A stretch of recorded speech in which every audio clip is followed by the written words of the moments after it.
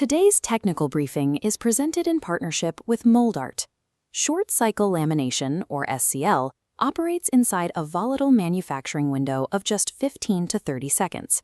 Heavy industrial presses slam shut, subjecting raw materials to rapid thermal spikes and massive structural loads.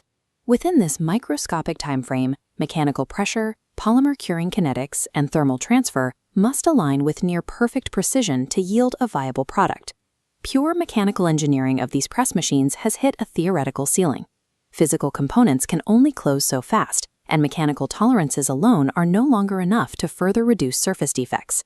Manufacturers are discovering that reactive human monitoring and manual calibrations are incapable of maintaining the microsecond tolerances necessary for flawless continuous production. Pushing the capabilities of SCL forward in 2025 and 2026 relies entirely on removing mechanical control limits and integrating physics-informed neural networks alongside next-generation biomaterials. Mastering this process is a synchronized data and chemistry problem. To understand the future optimizations, we must look at the physical foundation of state-of-the-art lamination, beginning with the engineering of the raw MDF or HDF substrate.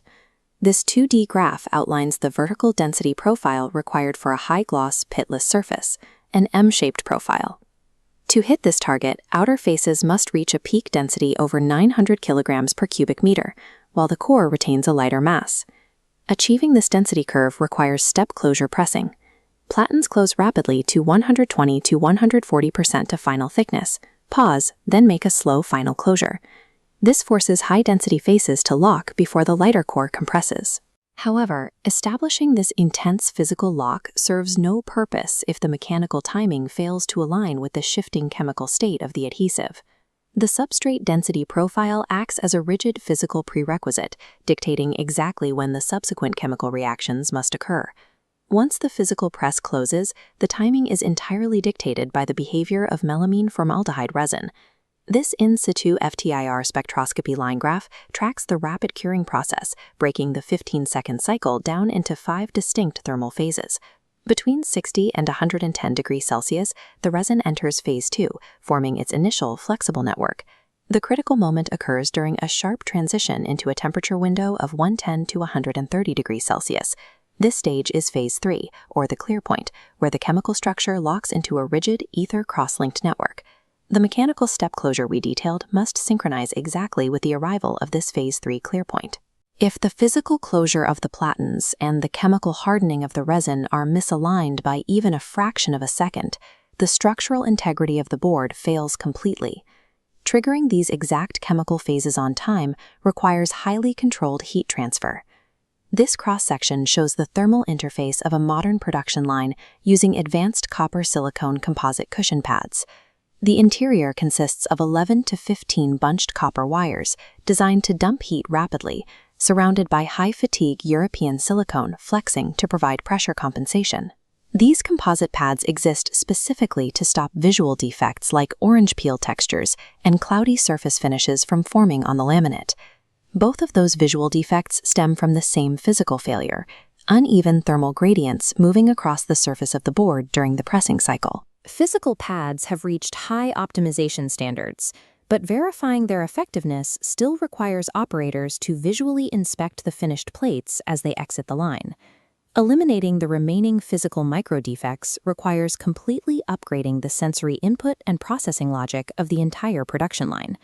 To bypass human limitations, manufacturing is shifting to autonomous process control. Operators are implementing digital twins, like the ProdIQ Smart Press, which run a continuous virtual simulation of the physical press hardware in real time.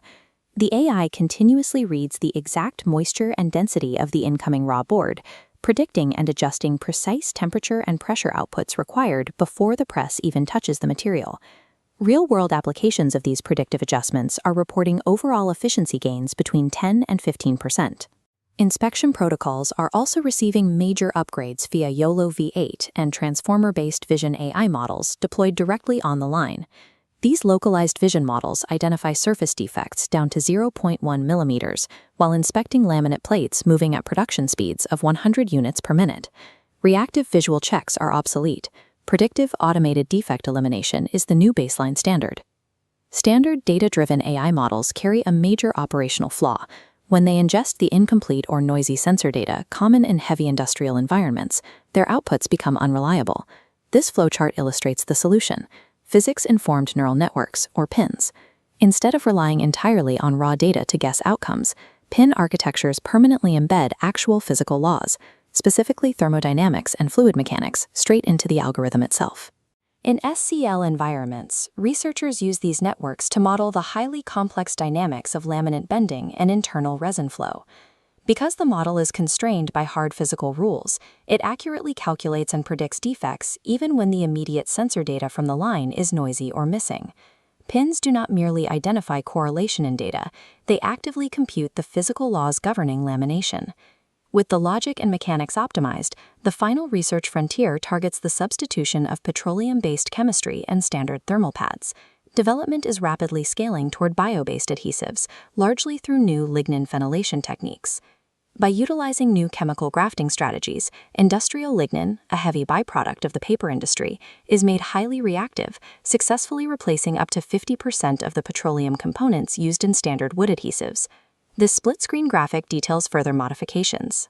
Adding sorbitol to glyoxyl melamine resins acts as a flexibilizing agent. This yields a laminate pliant enough to post-form tightly around 90-degree edges without cracking. The right side illustrates the next leap in heat transfer. Future cushion pad research is evaluating vertically aligned graphene arrays embedded directly into the polymer matrix. The goal of this material is to push vertical thermal conductivity beyond 30 watts per meter Kelvin, a threshold that will aggressively slash press cycle times well below the current 15-second limit. By pairing pin-driven digital twins with flexibilized bioadhesives and extreme graphene interfaces, manufacturing is finalizing the transition from mechanical pressing into true zero-defect autonomous lamination.